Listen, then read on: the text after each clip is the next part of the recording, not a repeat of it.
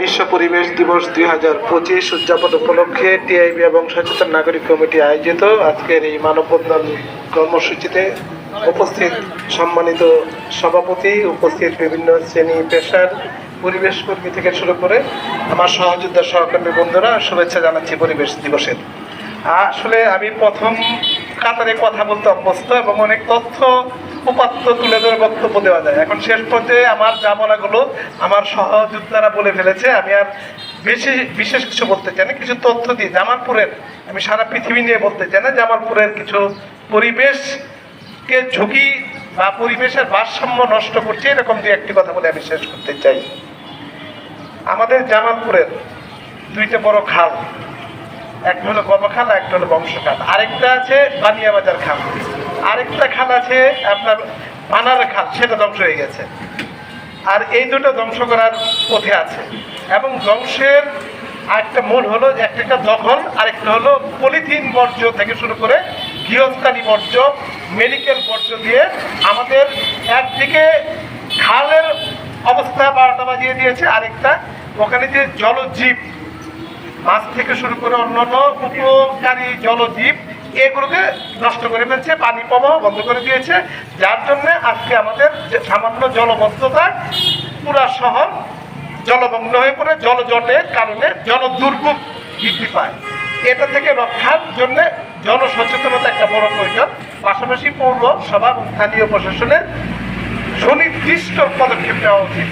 ড্রেনগুলো আছে, ড্রেনগুলো পরিষ্কার হয় না, পরিষ্কার হলেও আমরা যারা মানুষ আছি তারা খুঁচিয়ে ড্রেনের মধ্যে প্লাস্টিক পলিথিন বর্জ্য ব্যবহার করে রাখি, এতে পানি প্রবাহ বাধাগ্রস্ত হয়। এটা আমাদের আজকের এই মানববন্ধন থেকে দাবি করছি যে জনসচেতনতা সৃষ্টির পাশাপাশি আমাদের প্রশাসনকে এবং পৌরসভাকে কঠোর উদ্যোগী হতে হবে। 2 নম্বর হলো আমাদের জামালপুর জেলার 17টা নদী, এর ভিতর 15টা নদী মৃতপ্রায় শেষ করে দেওয়া হয়েছে। ব্রহ্মপুত্র এবং যমুনা এখন অস্তিত্ব টিকে আছে, এটা ধ্বংস করার পায়তারা শুরু হয়েছে গত 90-80 দশকের পর থেকে। আপনি জান যে আমাদের এই নদীগুলো একটা বড় ডাস্টবিনে পরিণত করা হয়েছে। সমস্ত ময়লা আবর্জনা পলিথিন থেকে শুরু করে এমন কোনো দূষিত পদার্থ নাই, নদীগুলো ফেরা হচ্ছে না, এতে করে মাছ শেষ। আমার কয়েকদিন আগে একটা কবিতা আমি পোস্ট দিচ্ছিলাম অনেক আগে, ব্রহ্মপুত্র। এটা যখন লিখতে যায় গত আমলে আমার এই লেখাটা ছাপা হওয়ার পরে আমার একটা জলবাঞ্ছিত ঘোষণা করতাম।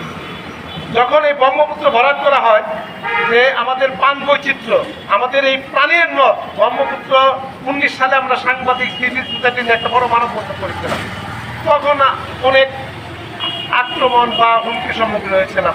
কিন্তু এরা বুঝে না, আমাদের রাজনৈতিক নেতৃবৃন্দ বুঝে না যে নদী বাঁচলে জীবন বাঁচবে, নদী কেন্দ্রিক সভ্যতা গড়ে ওঠার ইতিহাস আমাদের সেই পাগল ইতিহাসিক, এরা এটা বুঝে না। এদের নগদ স্বার্থটা হলো আসল। আমাদের 17টা নদীর যে মেরে ফেলার পায়তারা করছে, এখানে 65 জন জেলা প্রশাসনের সার্ভে 65 জন দখলবাদকে চিহ্নিত করা হয়েছে, কিন্তু আজকে এই যে 5 তারিখের পরে 9-10 মাসেও কিন্তু তাদের বিরুদ্ধে কোনো ব্যবস্থা নেওয়া হয় নাই। আমাদের পরিবেশ উপদেষ্টা যখন আমাদের এই নদী ভরাটগুলো করা হচ্ছিল, আমি বর্তমান পরিবেশ উপদেষ্টার কাছে আমি এই জেলার সে প্রধান কর্ণধার, তার কাছে লোক পাঠিয়ে বলেছিল আমাদের ব্রহ্মপুত্রটাকে বাঁচান। সে তখন মানে আবেগী হয়েই বলছিল না, এটা রক্ষা করতে হবে। কিন্তু পরবর্তীতে আমার কাছে আরো আর সিএস খতিয়ান এগুলো জানছে, এটা নদী আসছিল কিনা দেখেন, নদীর আরো আর বিয়ার সিএস পর্যন্ত তারা করে ফেলছে। আমি কিভাবে আমরা আন্দোলন করব?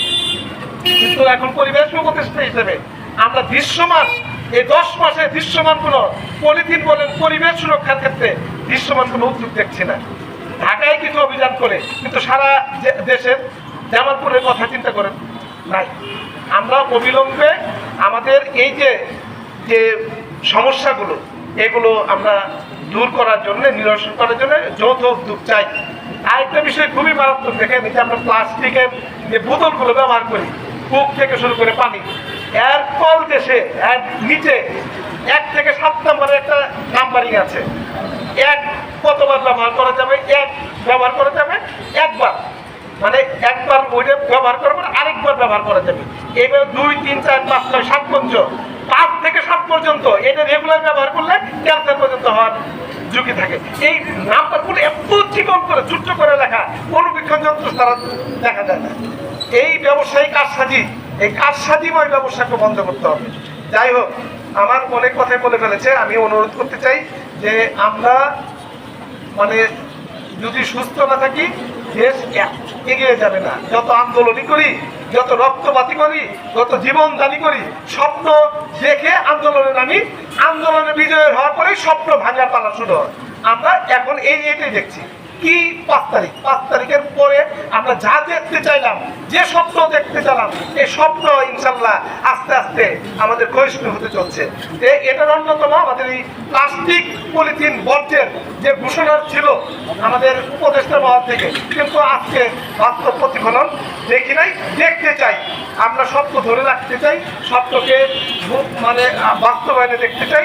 আমি আর বিশেষ কিছু না বলে আজকে এই ধরনের উদ্যোগ নেওয়ার জন্যে মানে এখন তো মানে এই ধরনের কাজ করতে গেলেও নানা ধরনের মানে হুমকি ধামকি। আমি তো এই 5 টাকা বলে থেকে বেলা হুমকি থেকে মানে পুরো পজিটিভ লেখা লিখলেও কারণ ঘাটতে দেওয়া হয়। তাহলে আমরা কিভাবে কি করবো, কিভাবে বৈষম্য আমাদের দূর হবে, কি আন্দোলন করব? যাই হোক, আসুন, তারপরেও হতাশ হলে চলবে না। এইভাবে রাস্তায় দাঁড়াতে হবে, এইভাবে প্রতিবাদ মুখর হতে হবে, আমাদের দাবি দাওয়াগুলো চালিয়ে যেতে হবে।